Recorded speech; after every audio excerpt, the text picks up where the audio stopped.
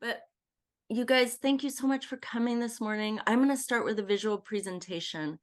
And what we're going to do is a womb healing. It's really a psychological cocooning. It's a way to reclaim our creative capacity. It returns to not only visual, but embodied knowing, imaginal knowing that relates to Neolithic art 200,000 years ago. It's going to actually be more about Maria Gimbutas and her work in a sense than Jung. But I'm going to take you now on our little visual voyage, and I'm going to share my screen. Can you guys all see? Yes, we see you well. Okay, great.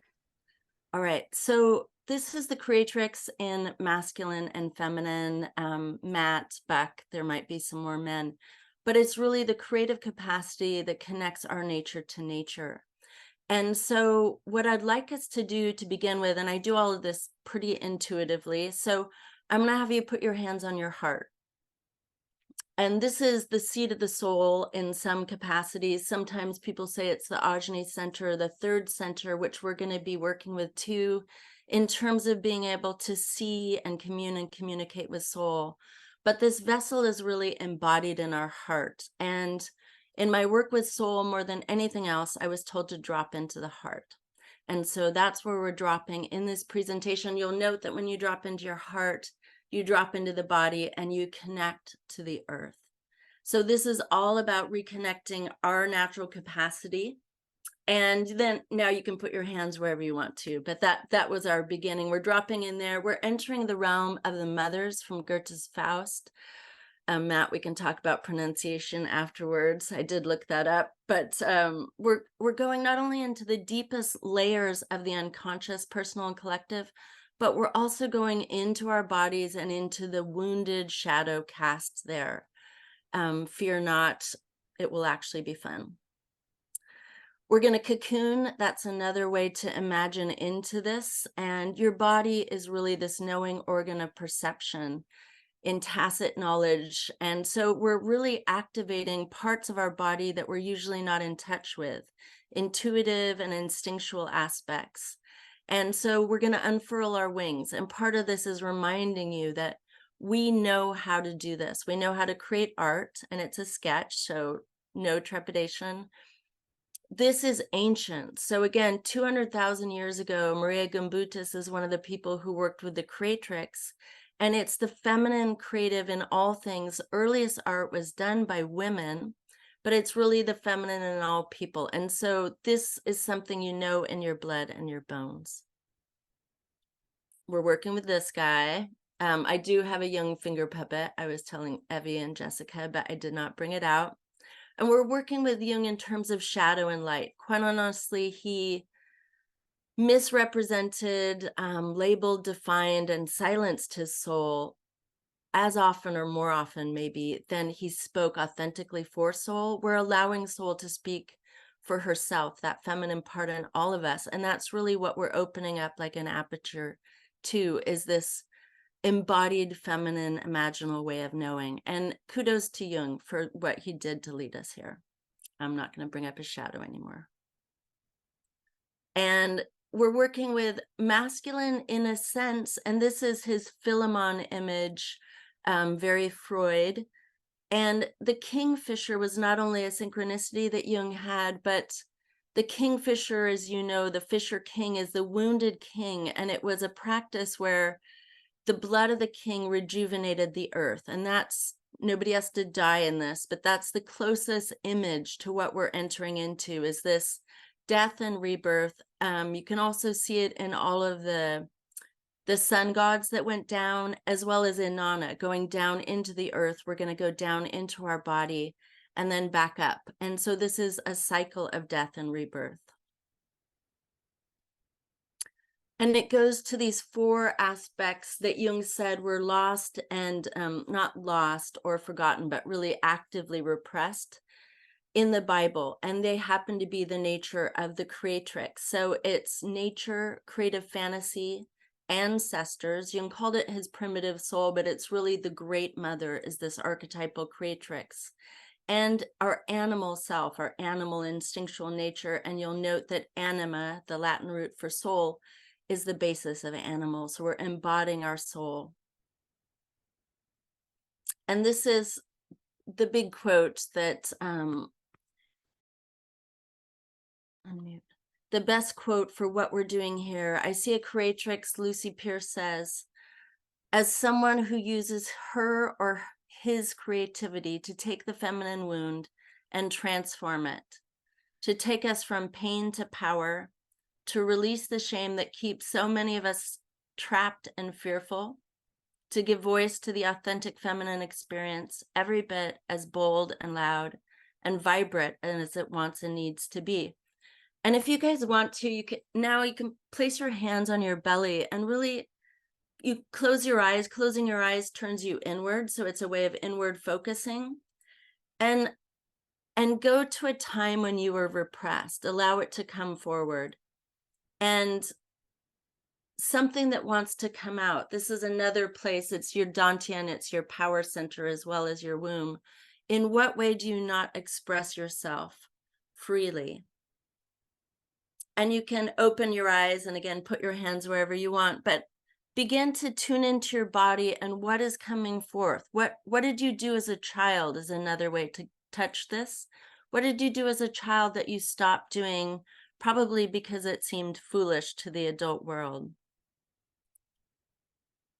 And this is an image of healing, a la Marion Woodman, who loved the spiral. The spiral is supposed to be an image of the creatrix. And as much as anything, we're healing the creative capacity within ourselves, but we're also creating a healing for our eye, not in the ocular outward sense, but in a psychological sense as a lens. We're reimagining the world both inside and out. And Maria Gimbutas, a lot of us know, but she's the one who popularized the creatrix in the modern world. And she said, we must refocus our collective memory. The necessity for this has never been greater as we discover the path of progress is extinguishing the very conditions for life on Earth. And what comes up for me with this is almost tears. So part of what we're repressing is our emotions, our emotional nature, our feeling capacity.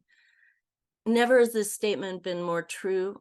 I think this is one of the things about the depth psychological field. We know that it's the repression of the feminine and the feminine nature that is threatening our extinction, and certainly the extinction of so many species. So this creatrix healing is really a healing path for ourselves and for the world, for each other. And then we're returning again, Jung called it the primitive soul, but this ancient Neolithic time when it was not only the women who did the art, but the women who were the primary primal goddesses. And so you can see this as a birthing Aboriginal image. And this is the Ichel, the drawing that I did this morning. Evie, you and I looked for a deck when we were back. This is another kind of deck by Susan Sudan Boulay, and she's my favorite artist. And I drew this. I don't need to talk about all of it, but Ichel is this ancient Mayan goddess who was fiercely independent, a goddess of becoming, of healing, of fertility for the individual and the earth, a patroness of childbirth, goddess of medicine, bridging light and dark, death and life, a midwife of our creative ideas and bring them to life. And so I thought she was a perfect creatrix embodiment. And if you've not seen this image of Maria Gimbutas, we are in the realm of the mothers from Goethe's Faust. And this to me is such a great image because she looks like she's probably in a croning ceremony for an older woman, but she looks like the maiden reborn. So she says, she, the creatrix, personified every phase of life, death, and regeneration. She was the creator of all life. Human, plant, and animal arose, and to whom everything returned. And Clarissa Pinkola Estes. And as we go through this, please look at the imagery. We take in visual images 60,000 times faster than words, and it helps us return not only to our childhood, but the childhood of our species. Sumerian tablets with writing are 3,000 years old, and now we know there's art from 174 to 241,000 years ago. So we're going back into a different way of knowing that's embodied in us. And so Clarissa Pinkola Estes says, along with this beautiful image, the creative force within us is wild, like the wild woman archetype. Untamed and free, it is the source from which all true art flows. And art does flow. As we go into this process, Jung did say, like a mantra in the Red Book, he said, there's only one way and it's your way. So when you make psychological soul contact, this is like active imagination. Art is a dialogue between you and your soul through the art. And your call, your image will take many forms. So the ethic of this is to honor what comes to you. And Marcela Lobos, who does this kind of work in the Andes, talks about almost like the afterbirth. Some of what comes out in this womb healing is shadow material. So we're used to repressing things. Let things flow. That's what will clear the channel for our creativity, including honor whatever images come out, even and especially if you don't understand them. This is the earth soul. And Jung said, I bind above with the below, I bind God and animal. So it may be, as we go through, I'll do a guided visualization for the 4 quadrants of a mandala. That's what we're moving into. It may be that an animal comes, and there are animals associated with each quadrant. And so look for that. That's another way of this ancient knowing, is through our animal ancestors. And this is a way of knowing that's collective. And bees are a socially altruistic organism, which I absolutely love. My goal for all of us is to also become a socially altruistic organism. So the creative soul, in this sense, the creatrix, is loving, courageous, playful, communal, symbolic, embodied, feminine, but within all of us, feminine and masculine. And this is a journey together. It's a barefoot ethic. So you can imagine, like, we put our hands on our heart, on our belly, activating those centers. Your feet upon the earth, whether imaginal or actual, is a way of knowing, communing and communicating with the earth, and connecting to this Mother Earth, who is the archetype of the creatrix. Art, in this sense, is powerful, a healer and a teacher to transform. Jung called it a healing and teaching. And, you know, we're just skimming over the surface of a lot of things here, but Navajo art would often, in terms of a healing and a teaching, have the person in the center, and they would create the mandala out of sand around them. And that was literally their medicine, was that art. Fear not. I always try to put Edward Munch's The Scream in everything because it's so fun. Don't run away. You are an artist. Everyone is. So Jung did have that great quote, there's an artist hiding in everyone.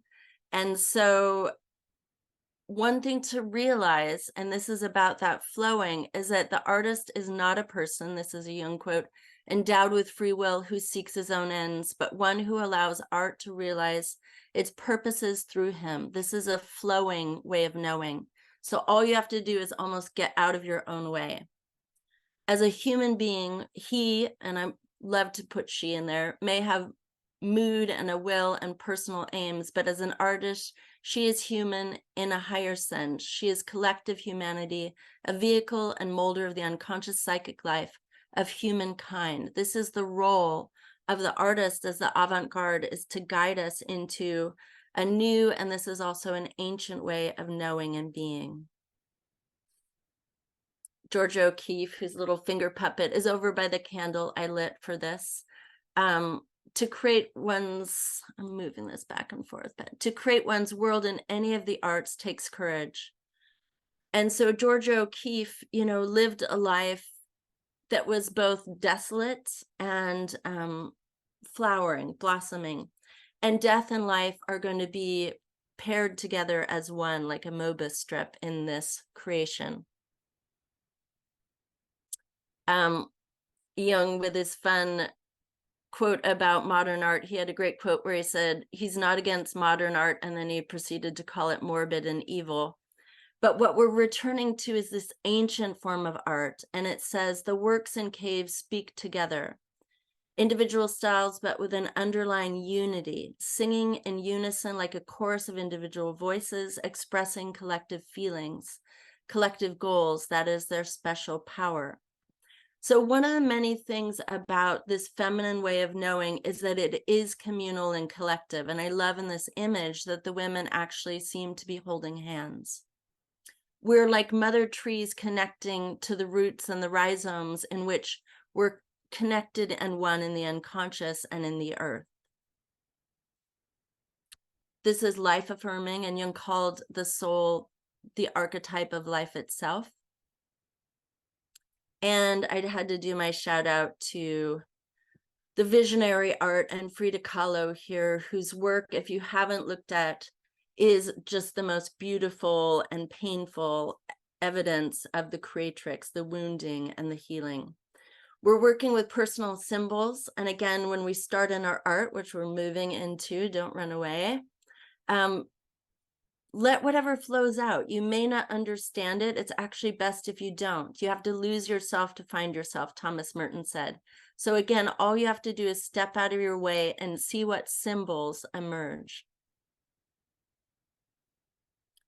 And the center and mandalas come about when we're in a time of fragmentation. They're a time of healing, wholeness, and integration. So this is a quote from Jung when he was a medic in World War I, and he said, I sketched everything in a notebook, a small circular drawing, a mandala, which seemed to correspond to my inner situation at the time. So this is a great practice, especially when the world is falling apart, i.e. now. It's the archetype of the self, the whole, and this is Christiana Morgan's art. And a quote from the Indigenous Voices Black Elk here, the power of the world always works in circles, which is the image of the creatrix and the womb. An image beyond words, and I was going to show you my great golden ostrich egg, which is in the Red Book and is the archetypal symbol of the creatrix, I think. And so we are entering into this together. We're about to connect and go into our visual lead-in through art. But I want us to really, if you don't have your feet on the ground, maybe put them on the ground. I'm folded up like a pretzel. And at the center of the medicine wheel, which is what we're going to work with in art, is a tree of life. And the tree roots deep, and you can kind of wiggle your toes on the earth. And you can imagine, I live in the Pacific Northwest, so it's just this rich loam that you can kind of dig your fingers into. So we're going to root deep and then branch up, connecting above and below. But also as we root deep, we connect to each other. And like those images in the cave of the women, the images here, we are creating our own circle as we gather. Tibetan image, and with the dakinis, so the feminine form of the creatrix. And as we embark, the soul is often spoken of as cartographic, which is map making. So it's like a compass that we use to navigate. And this is one of many types of medicine wheels. And so we are going to be working with a mandala sketch as a medicine wheel, as a tool to guide ourselves, as Thomas Merton said, to lose ourselves, to find ourselves, or Tolkien, who I love, not all who wander are lost. And this is a way of viewing this circle as it guides us through the seasons and cycles of our life. And my image is refusing to proceed. So I'm gonna say that's perfect, because we're pretty much, oh, there it is. Okay. This is an image of what we're doing. We're returning to the earth and the realm of the mothers, who are often spoken of as frightening. And that's largely because it's a patriarchal lens that perceives them. And so the shadow cast in our body from, if you look at Eve and Adam expelled from the Garden of Eden, this is our return to nature. They were cast out and they knew shame. They covered themselves. Shame, as Jung said, is a soul-eating emotion. So we're embracing ourselves and embracing the realm of the mothers without seeing it as scary. And as a kind of comedic aside that's poignant, the tree of life, the feminine pillar's number is 666, which is the number of the beast. And so that's really the sacred feminine. That's the creatrix, was demonized. So we're reclaiming that as not a baby-eating demon, which is what happened to all of the goddesses, but as a sacred feminine creative power within all of us. And these are some more images to help us root in. You can see how interconnected roots are, not to mention the rhizomal layers between those roots. Moving through the seasons, and we're about to go into our art. So we're going to be moving through the cycles and seasons of our life each day as we awake and we go, they call sleep the little death, and each year, and then our entire life. Connecting above and below, within and without, as the universe, so the soul, as Hermes Trismegistus says in this medicine wheel. And this is a form of earth prayer.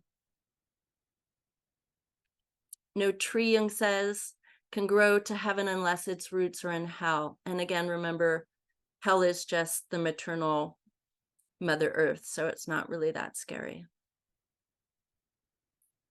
As a note, this is also a way of connecting all of the elements. And these are my fun companions, my dogs on the land. And this is a medicine wheel I thought I'd throw in that I'm starting to create that's both plant and stone medicine. So it can take many forms. Last two slides. This one on the right is an image that I drew. You can see the woman is within a circle, and at her heart is the axis point of the 4 quadrants of a circle. And those are depicted as the medicine wheel on the left. And we'll move from the east to the south, to the west, to the north. You need not remember anything I've said this whole time, because I'll guide you. And in this way, we're going to anchor ourselves as the center, the tree of life, in our own lives as a medicine wheel. And the last quote by Jung: the quaternity is a concept of great value in many fields of thought because of its capacity for unifying opposites. It is a symbol of wholeness. And this is an overview, but I'm going to lead you more intuitively through the turning of the wheel. And as a last image, the right image is what we're going to begin with. And as we enter into the art part, I put this up.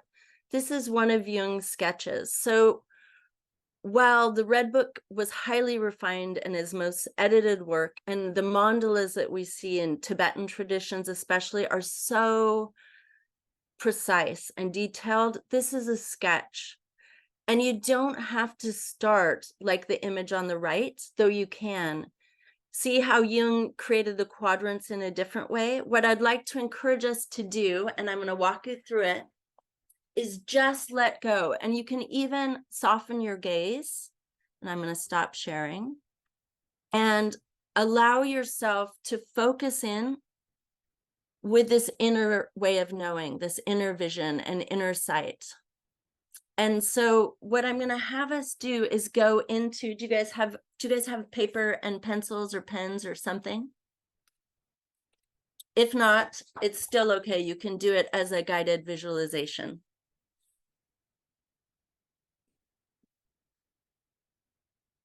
And I actually just have my dollar store pencils, so this does not have to be complicated. So if you have those and you put those to the side, I'd like to invite you guys again to just, your sit bones are the root chakra, so kind of sit back and get comfortable. You can feel sometimes rolling your shoulders back. And opening up your chest to your heart, rolling your shoulders back helps with that. And you can imagine if your feet are on the ground, again, rooting and branching.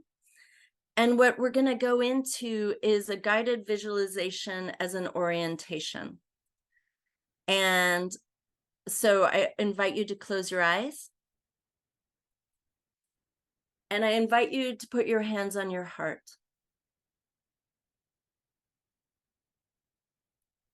And with your breath, which is your life breath, Eve, anima, all of these have the root of breath.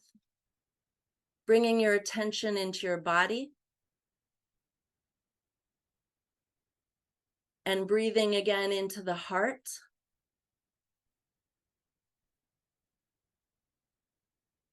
And allowing the breath to enter you, feeling that it's your first breath of life.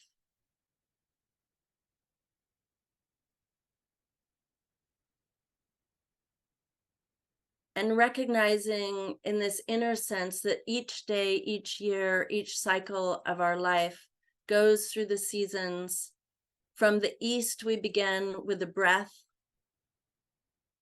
And that's the aspiration to inspire, to aspire, to breathe in and take a full breath. Sometimes taking a full breath can be like the best thing you've ever experienced. And see in your mind's eye the sunrise, a new dawn, and you can even see it in this moment over a Paleolithic stone. And you can see that this breath and this new life is bringing vitality into you. And at your heart, feel like there's a little seed coming to life. What is new? What is being born in you? And take a moment to just tune into this little seed that's being born in the quadrant of the east.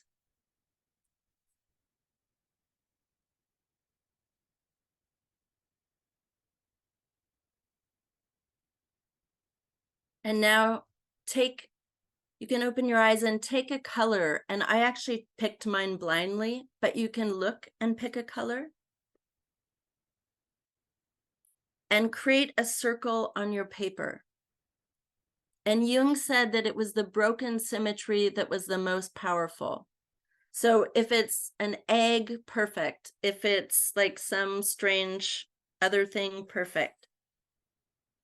Michelangelo said the circle was the hardest shape to draw.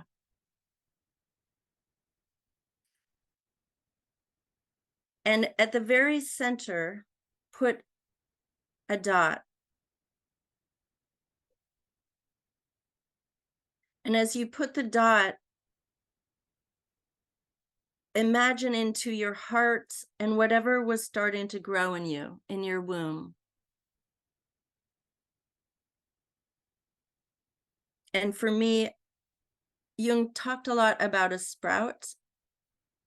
You can see it in whatever way, but for me, it's almost like a little sprout. And we've just drawn the first, and some say the most significant form. It's the Creatrix form, which is a circumpunct, a circle on the outside with a dot in the center.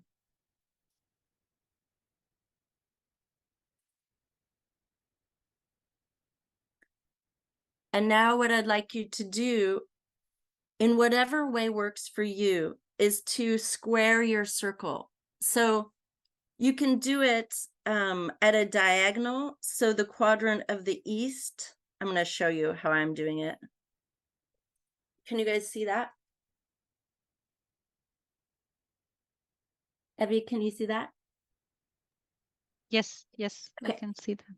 So I like to do it where there's an opening to the east. So it's like a cross instead, but you can do it however you want. And so what you're doing is you're squaring the circle and you're creating 4 spaces.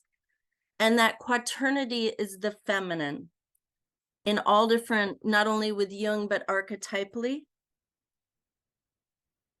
And holding that sprout at your heart, whatever wants to grow in you. And I honestly have no idea what it is for me, other than I saw it almost as this little germinating seed. I want us to go to the quadrant of the east.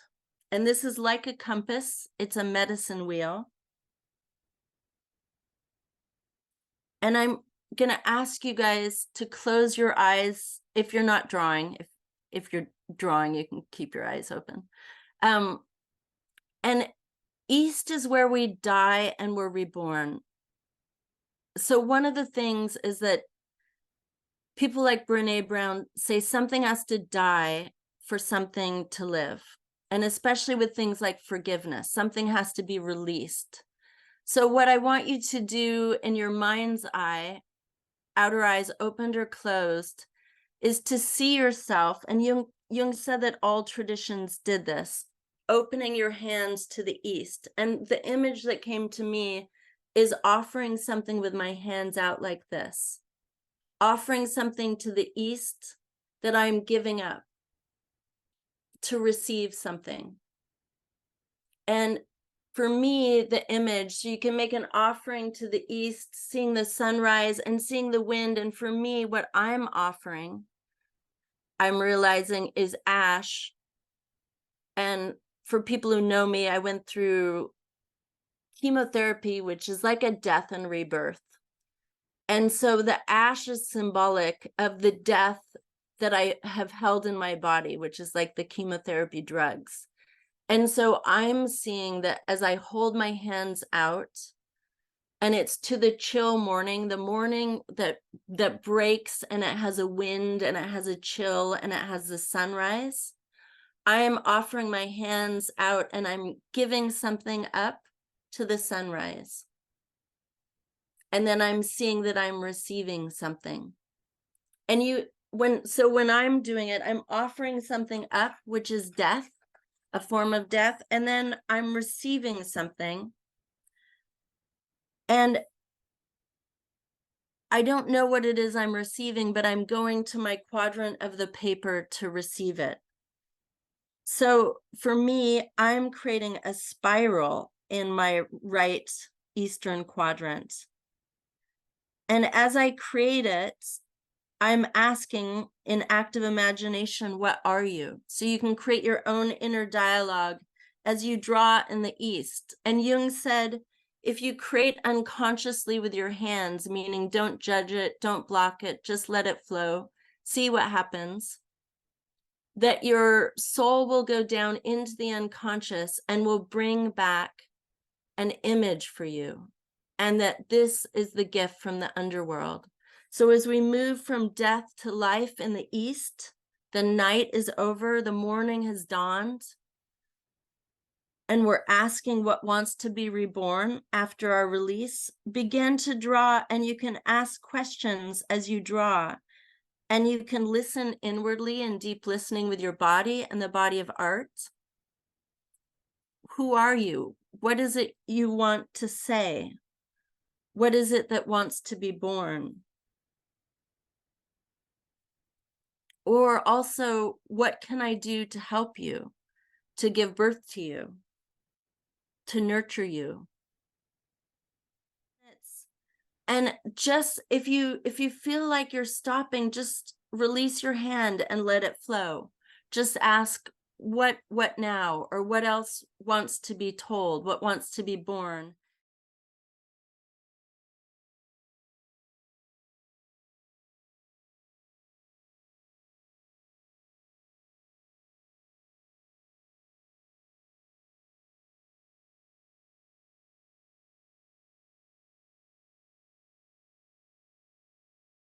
And as we're beginning to transition into the south, and you can do this in your own time frame, you're moving from the risen sun, from the beauty of the sunrise, from the east, which is new birth. You've offered a gift to air and you received a gift back.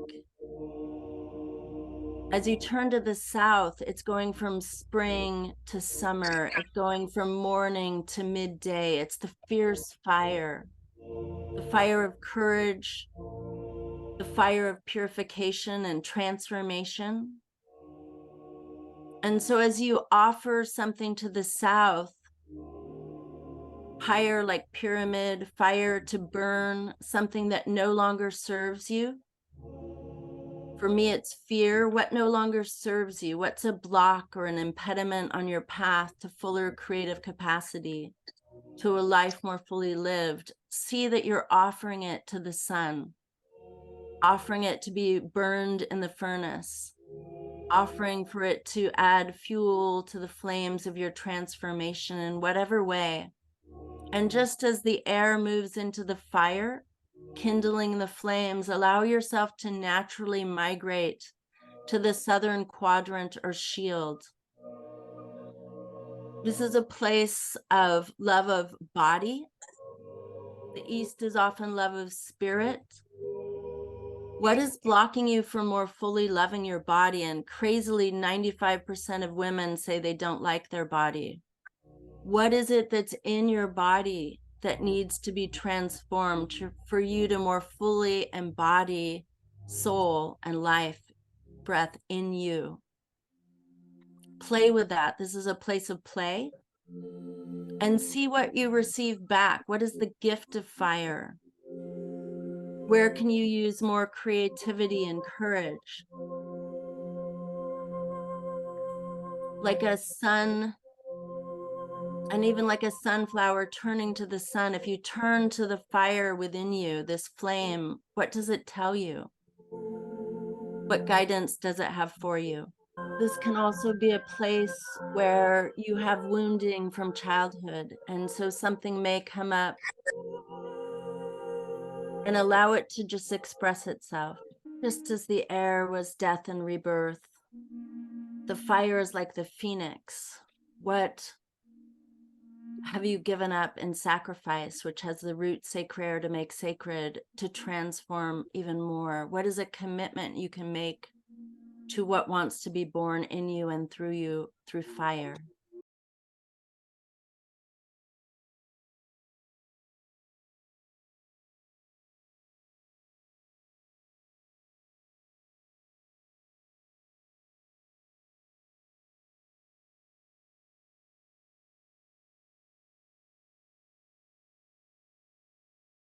And natural time has no distinct boundaries, just like nature doesn't have right angles.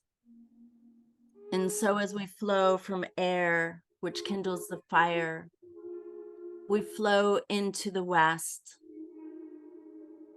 from the east to the south to the west, as the seasons turn, from summer to fall to the rain. And you can even imagine that you stand at an ocean, feet wet, toes on the sand. And in this moment, realize and remember that not only is the earth primarily water, so are we. And this west quadrant is one of self-compassion. Can also be tears of letting go, like the rain. It's of initiation.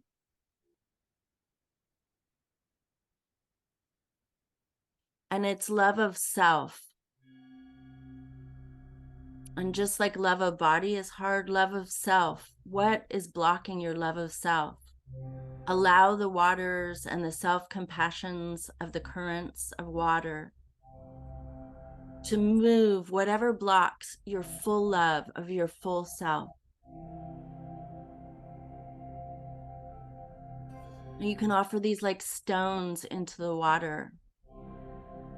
To grieve is from the French to burden. What burden do you carry? Give it to the sand, give it to the water.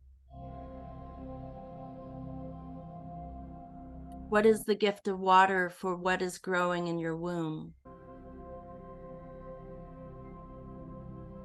What is the gift that you can give to water, as water on the planet is such a critical issue at this time, is another thing.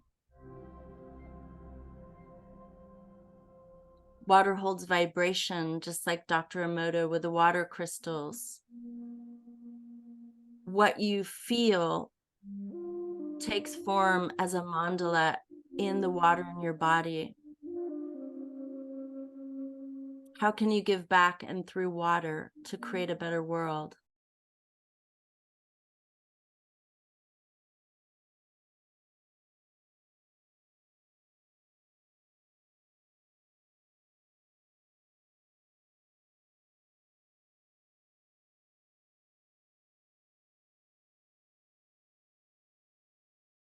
This is a place of gratitude and giving thanks. In each of the quadrants, we've offered something for a form of purification.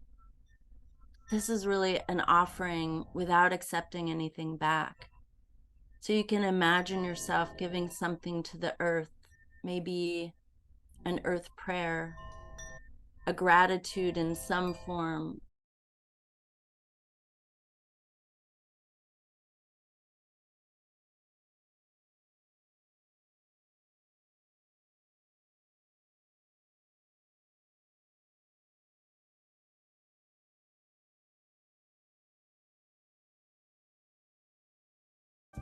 And as you continue creating, I'm going to connect us with the tree above and below and within. And this is the way of soul, bridging opposites, the transcendent function, as Jung said. But it's really like Hermes Trismegistus, as above, so below, as within, so without, as the universe, so the soul. As we've moved from the east and the sunrise, even the beginning of days of the Neolithic times, to the south, and we move from the seasons, spring to summer, fall, winter, through the seasons of our life. We return to the seat at our heart.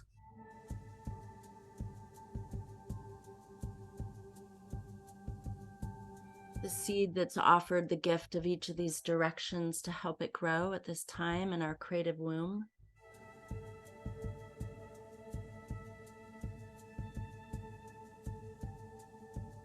And we imagine the branches ascending up to the heavens, branches of winter without leaves.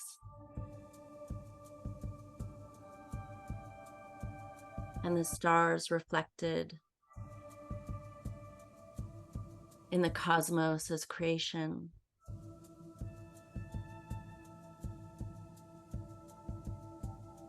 The spirit realm, whether that's the imagery of the Hubble telescope in all its beauty,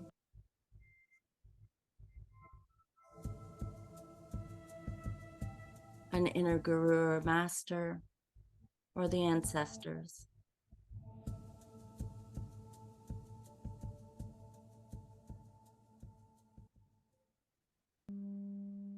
And as we reach up with fingers without leaves to the stars, we branch down in roots through our toes into the earth. We are the genetic inheritance of our own lineage, all from one genetic Eve, all connected like the roots of trees connect with one another to communicate nutrients, information, healing.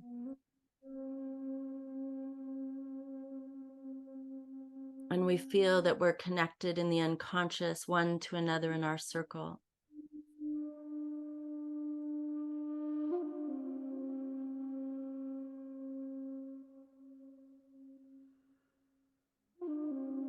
Connected to the ancestors who are alive within us, looking out through our eyes.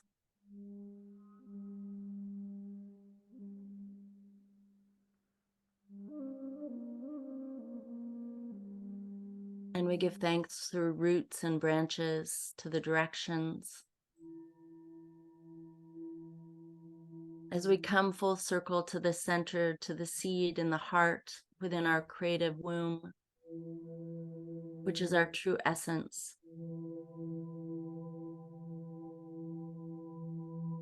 As Oscar Wilde said, be yourself, everyone else is taken. Growth is really like art, a flow, a removal of obstacles, making them the stepping stones upon your path.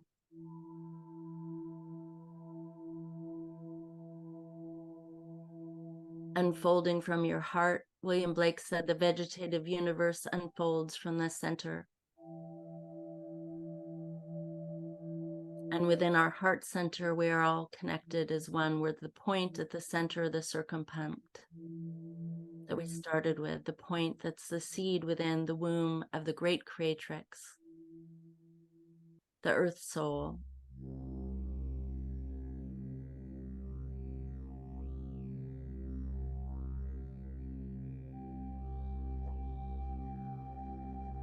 And as we come full circle, this is a sketch, so it need not be done.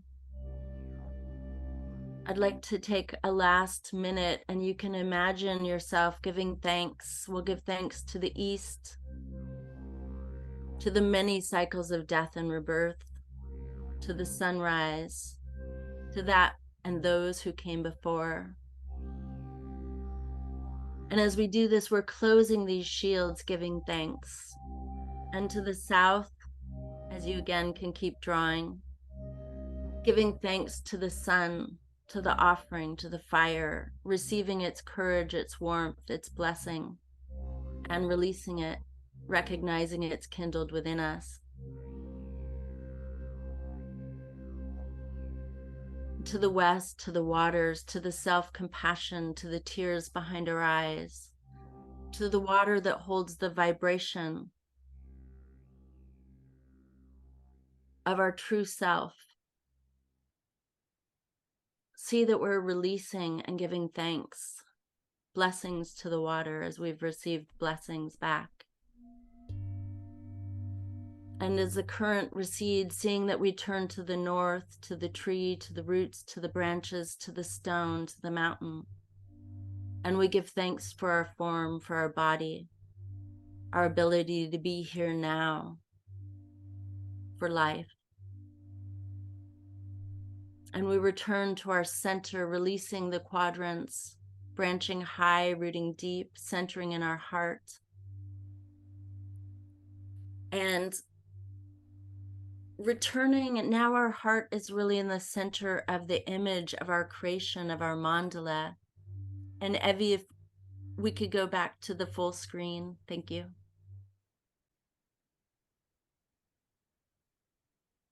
What I'd like to do is to share, and it doesn't have to be a sharing of the art. Frida Kahlo, remember George O'Keeffe's art, every act of creation is an act of courage, she said. Frida Kahlo has lots of great ones, but one of my favorites, because she was flippant, was, I used to drown my sorrows till the damn things learned how to swim. But so art is really vulnerable. It really is this womb space, but it's also Robert Romanyshyn's The Wound is Where the Light Enters, and it's the wound is the womb, if we haven't figured that out. And so the womb and the wound aren't always the place we want to go through. If you've gone through childbirth, it's a bit of a bear. And I actually I made an altar next to me. You have a candle, but I have a mother and a baby bear skull that I found on the land I work on. So they've been with us, but from this deep place, and it really is like this cave of the heart.